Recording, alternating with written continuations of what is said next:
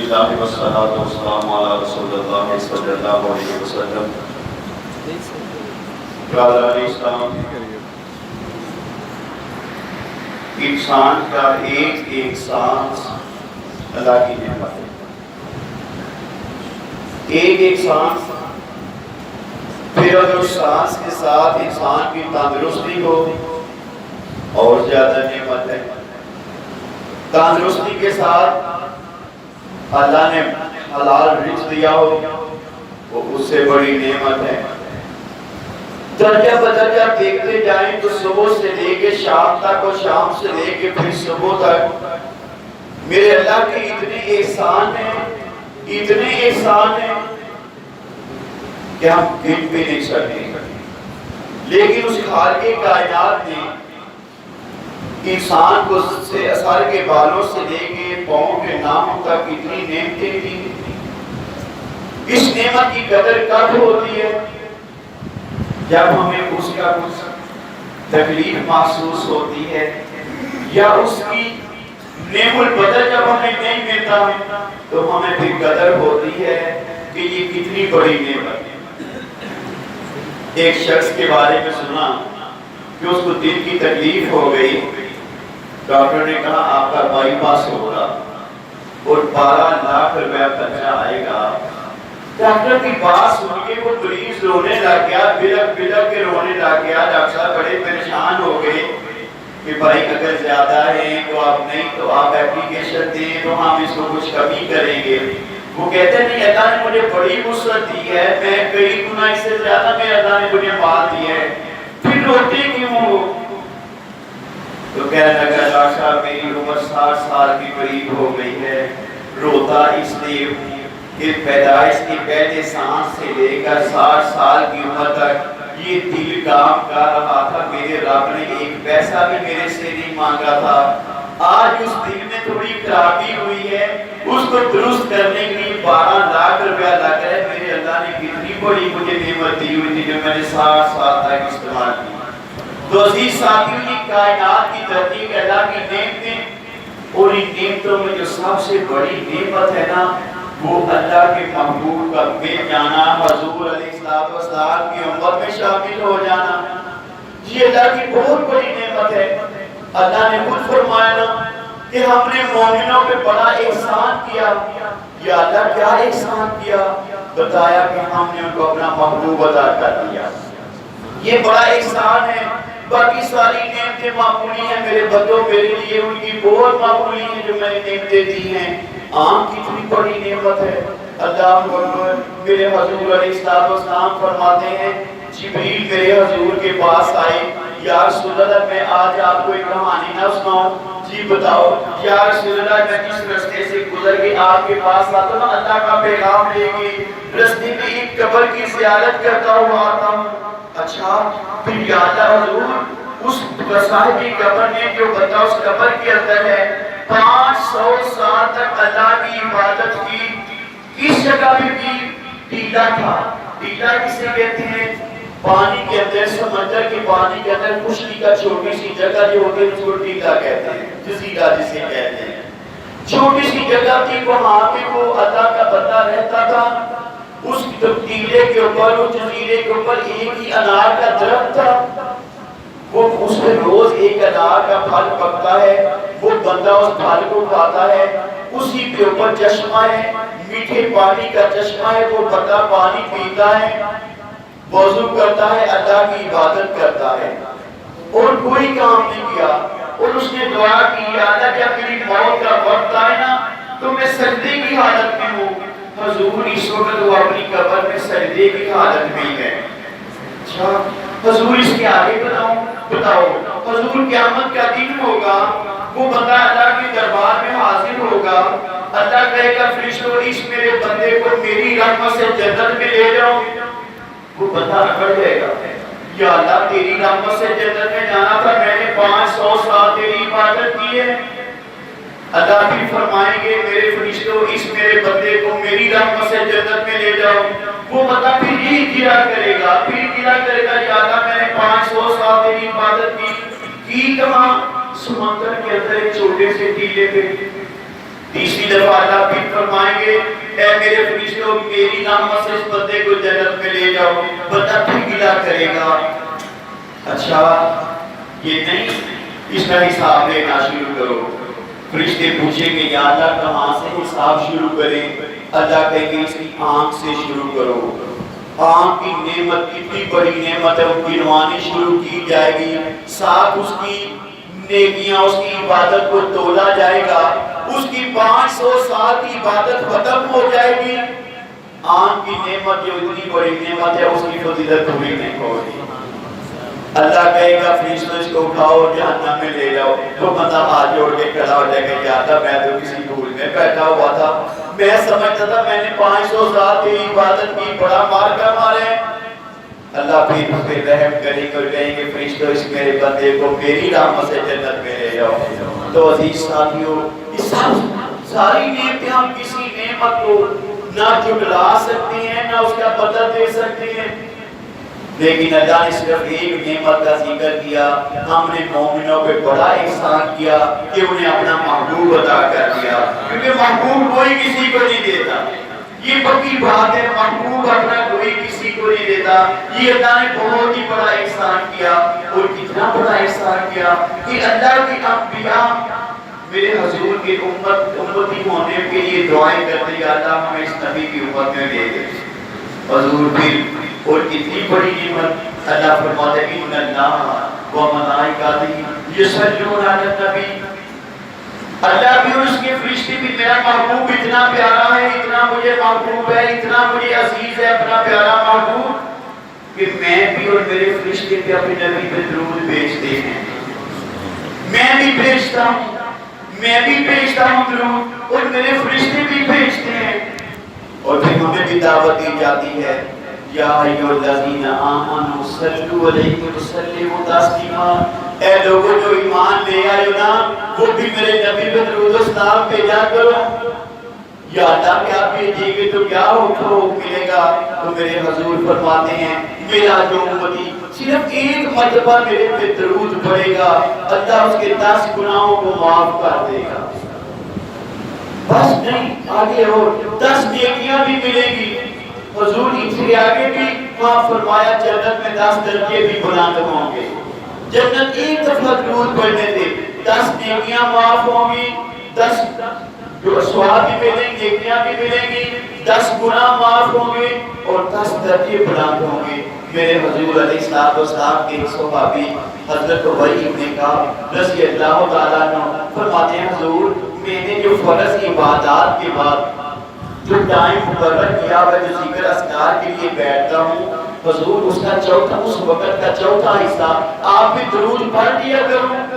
فرمایا پڑھ لیا کرو، اگر اس سے زیادہ پڑھو گے تو تیرے لیے فائدے مند ہے۔ اچھا حضور فائدے مند ہے، پھر حضور میں اس وقت کا آدھا حصہ درود شریف پڑھ لیا کروں، آدھا حصہ باقی درود ذکر اذکار کر لیا کروں۔ فرمایا کر لیا کرو، اگر اس سے زیادہ کرو گے تو تیرے لیے بہتر ہے۔ اچھا ابھی بھی بہتر ہے، پھر حضور میں اس وقت کے 3 حصے درود شریف بھی پڑھتا رہوں گا اور ایک حصہ باقی ذکر کر لیا کروں گا۔ فرمایا کر لیا کرو، اگر اس سے زیادہ کرو گے تو تیرے لیے بہتر ہے۔ حضور ابھی بھی بہتر ہے، تو پھر میرے پیارے آقا نے سارا وقت آپ پہ درود ہی پڑھتا رہا کروں۔ فرمایا پڑھا کرو، اگر تم ایسا کرو گے تو بغیر مانگے بغیر دعا کیے اللہ تیری ساری حاجتیں پوری کرتا جائے گا، اللہ تیری ساری ضرورتیں پوری کرتا جائے گا۔ اور بے شمار واقعات آتے ہیں عزیز ساتھیوں، بے شمار واقعات آتے ہیں لاکھوں کی تعداد میں کہ درود شریف پڑھنے والے کو کتنا انعام ملا، کسی کا قرضہ اتر گیا، کسی کے دشمنوں سے تلاشی مل گئی۔ میرے حضور علیہ السلام نے فرمایا، میرے حضور فرماتے ہیں جمعہ کے دن فرض عبادات کے بعد جو سب سے زیادہ فضیلت والی چیز ہوتی ہے وہ میرے پہ درود پڑھنا ہوتا ہے۔ فرض والی چیز آج کی فرض کیا ہے؟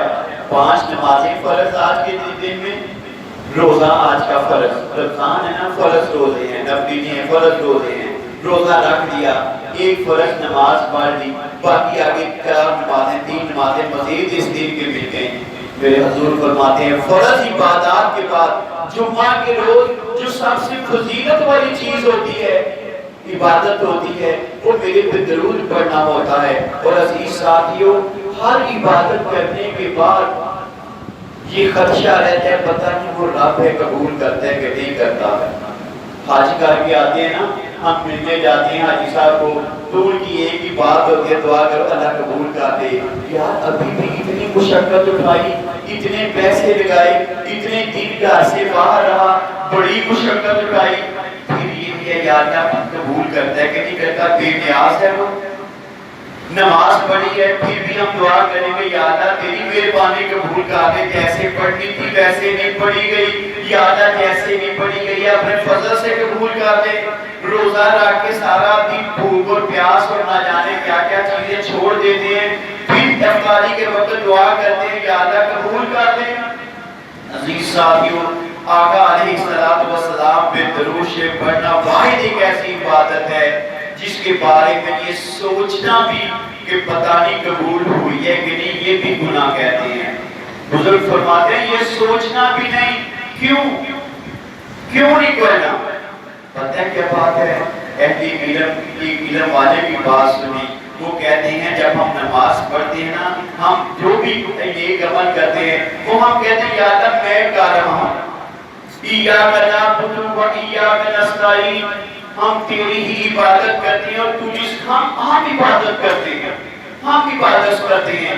ان صلاتی و نسکی و محیا، یا اللہ میری نمازیں، میری قربانی، میری زندگی، میری موت تیرے لیے ہے، میری جس کے اندر لفظ میری آ جاتا ہے وہ مالک بے نیاز ہے، قبول کرے نہ کرے، لیکن درود شریف کے اندر میری کا بات ہی کوئی نہیں ہوتی ہے۔ اللہ کہتا ہے اے ایمان والو تم میرے محبوب پہ درود بھیجو۔ جب ہم درود پڑھتے ہیں ہم پتہ ہے کیا کہتے ہیں؟ اللہم صلی علی محمد، یا اللہ تو محمد صلی اللہ علیہ وسلم پہ درود بھیج۔ ہم نے بھیجنے، ہم اس قابل نہیں کہ تیرے محبوب پہ درود بھیجیں، یا اللہ تو بھیج۔ جب کہتے ہیں اس کی ذمہ داری یا اللہ تو بھیج، اللہ کہتا ہے اگر میری مجھے کہا ہے کہ میں اپنے محبوب پہ درود بھیجوں، میں تو پہلے درود بھیجنا، میں تو پہلے اپنے محبوب پہ درود بھیج رہا ہوں۔ صرف اتنی سی بات سے اس کے اندر قبولیت کا درجہ آ جاتا ہے۔ تو عزیز ساتھیوں، میرے حضور علیہ السلام سحری فجر سے پہلے سحری کے وقت اپنی کمرے میں تشریف لائے، حجرہ پاک میں تشریف لائے، جس میں اماں عائشہ رضی اللہ تعالیٰ عنہا رہتی ہیں۔ اماں عائشہ زمین پہ ایسے ایسے نہ ہاتھ مار رہی ہیں۔ عائشہ کیا تلاش کر رہی ہیں؟ حضور کپڑے کو نہ وہ ٹانپا لگا رہی تھی، اچانک ہاتھ سے سوئی گر گئی ہے، وہ ٹٹول رہی ہوں۔ اچھا اتنی بات سنی نا اپنی پیاری بیوی کی، میرے کریم آقا صلی اللہ علیہ وسلم نے تبسم فرمایا، حضور ہلکے سے مسکرا دیے، اور یا میرے حضور کبھی بھی کہتا لگا کہ جیسے بڑے کٹھا مار کے حضور ایسے نہیں ہنستے تھے، کبھی نہیں پوری زندگی میں ہاتھوں پہ ہاتھ مارنا، کبھی ایسا نہیں۔ حضور تبسم فرماتے تھے میرے نبی علیہ السلام، سامنے کے داغ نظر آتے تھے۔ جب میرے حضور مسکرائے آپ کے سامنے کے داغوں سے ایسی روشنی نکلی، اس روشنی کے اندر، اس نور کے اندر میری اور آپ کی اماں عائشہ رضی اللہ تعالیٰ عنہ نے وہ سوئی تلاش کر لی، سوئی پکڑ لی، سارا کمرہ روشن ہو گیا۔ تو اماں فرماتی ہیں حضور آپ کے چہرے کی بات ہی کیا ہے، کون بد نصیب ہے، کون بد نصیب ہے جو آپ کے مبارک چہرے کی زیارت کرنے کی طرف نہ رکھتا ہو۔ میرے حضور کے چہرے کی بات کیا ہوگی، میرے حضور کے چہرے کی بات کیا ہوگی۔ آج حضور کی امتی میرے حضور کے روزے کو صرف دیکھنے کے لیے تڑپتے ہیں، تو میرے حضور کے چہرے کی کیا بات ہوگی۔ اللہ اکبر۔ اسی شاعر نے کہا کاش میری آنکھ نے وہ چہرہ دیکھا ہوتا، کاش میری آنکھ نے وہ چہرہ دیکھا ہوتا، مجھ کو تقدیر نے اس دور میں لکھا ہوتا، باتیں سنتا اور پوچھتا مانی ان کے، آپ کے سامنے اصحاب میں بیٹھا ہوتا۔ اور کیا ہے ہر سیاہ رات میں سورج حدیثیں ان کی وہ نہ ہوتے تو زمانے میں اندھیرا ہوتا۔ حضور آپ کی مبارک چہرے کی، آپ کی روشن چہرے کی کو کون زیارت کرنا چاہتا ہوگا؟ تو میرے حضور نے فرمایا عائشہ کچھ بد نصیب ایسے بھی ہوں گے جو قیامت کے دن بھی میری زیارت نہیں کر پائیں گے. حضور اس دن بھی زیارت نہیں کریں گے. وجہ کیا ہوگی؟ فرمایا وہ دنیا کی زندگی میں مجھ میں توجہ سے درود شریف نہیں پڑھتے ہوں گے. اذان ہوتی ہے ہم اپنی باتوں میں لگے ہوتے ہیں, مذاق یہ وہ کام کاج, درود شریف گزر جاتا ہے. درود شریف کی مجالس ہو رہی ہوتی ہیں, ہم بیٹھتی نہیں ہیں. نہیں, میرے حضور نے فرمایا جو میرے پر صرف ایک مرتبہ درود پڑھتا ہے اللہ اس کی 10 حاجتیں پوری کرتا ہے. اور پھر کیا ہوا؟ حضور فرماتے ہیں اگر تمہاری دعائیں قبول نہ ہوتی ہوں تو دعا کے شروع پہ بھی اور دعا کے آخر پہ بھی پیلے پہ درود پڑھا کرو. حضور اس کا کیا سبب ہے؟ فرمایا جب شروع پہ بھی پڑھو گے آخر پہ بھی پڑھو گے درود شریف قبول ہونا ہی ہونا ہے. درمیان میں جو تمہاری حاجت ہوگی نا وہ بھی قبول ہو جائے گی, وہ بھی پوری ہو جائے گی. تو حضور قیامت میں فرمایا قیامت کے دن میرے حوض پہ کچھ لوگ آئیں گے, حوض کوثر پہ, جہاں میرے حضور اپنے امتیوں کو پانی پلاتے ہوں گے, جس کو وہ پانی نصیب ہو جائے گا.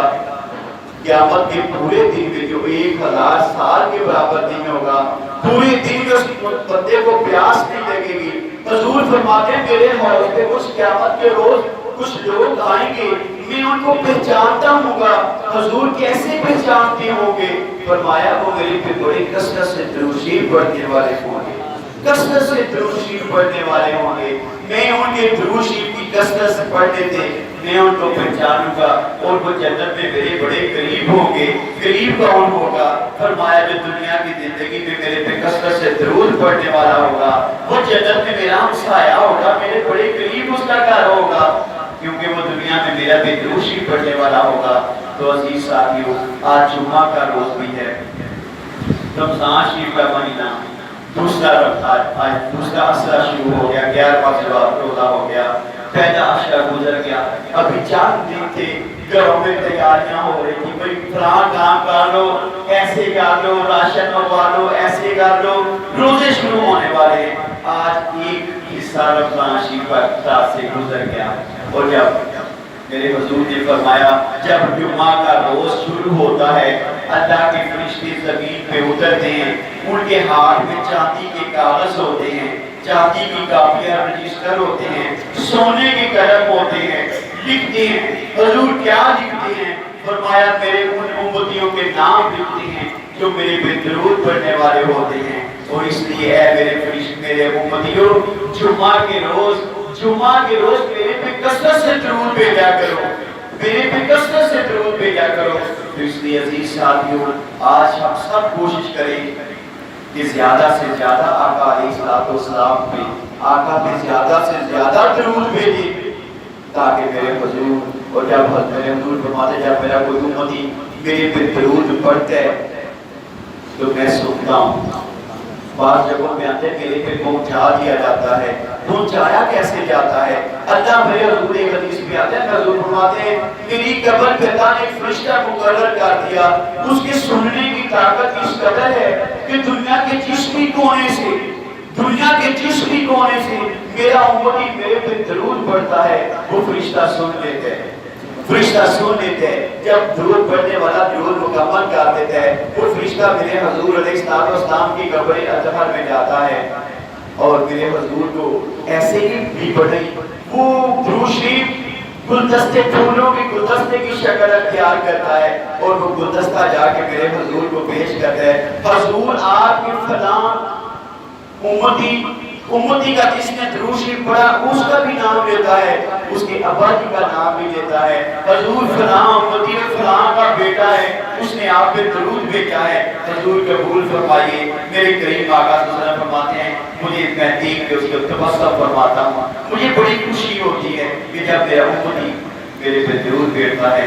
عزیز ساتھیوں, اپنی امتی ہونے کا حق ادا کریں, اپنے آقا پہ کثرت سے درود پڑھیں, کیونکہ کسی دوست کا, کسی عزیز کا ہمارے پہ احسان ہونا,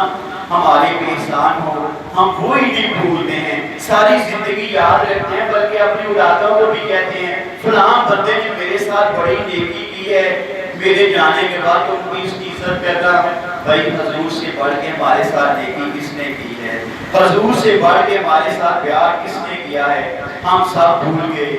میرے حضور معراج پہ جاتے ہیں تو اپنی امت کی بات کرتے ہیں، غارِ حرا میں ہوتے ہیں تو اپنی امت کی بات کرتے ہیں، خانہ کعبہ کا طواف کرتے ہیں تو اپنی امت کی بات کرتے ہیں. میرے کریم آقا تو کسی مقام پہ امتی کو نہیں بھولے، تو امتی کتنا پھر وہ ایک نالائق ہوگا جو اپنے آقا کو بھول جائے. اور بھولنے کا طریقہ یہ ہے کہ اپنے آقا کے کثرت سے درود بھیجا جائے.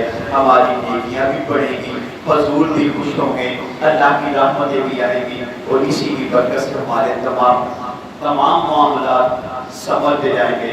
اللہ تعالیٰ ہمیں کثرت سے درود پاک پڑھنے کی توفیق عطا فرمائے. انشاءاللہ ابھی تھوڑی دیر کے بعد روانگی بھی ہے. انشاءاللہ آج رات کے مدینہ شریف میں فارغ ہوگی تو آپ ہمیں اللہ سفر میں ثانیہ پیدا فرمائیں. الحمدللہ رب العالمین والعاقبۃ للمتقین والصلاۃ والسلام علی رسول النبی الکریم جزا اللہ عنا محمد و آلہ. اللہ پاک اپنا فضل فرما دے. اللہ کریم جو نماز فجر ادا کی ہے اس سے پہلے 11ویں روزے کی سحری کی ہے، اللہ اپنے فضل سے قبولیت کا درجہ عطا فرما دے. اللہ کیسے روزے رکھے جا رہے ہیں، اللہ کمزور ہیں، ہم خود بھی کمزور ہیں، کچھ اسی طرح کے روزے رکھے جا رہے ہیں. اللہ اپنے فضل سے قبولیت کا درجہ عطا فرما دے. اللہ جو روزے رکھنے کی رحمتیں اور برکتیں ہیں اللہ ہمیں وہ عطا فرما دے. حضور علیہ السلام کے ہر امتی پہ اپنا فضل فرما دے.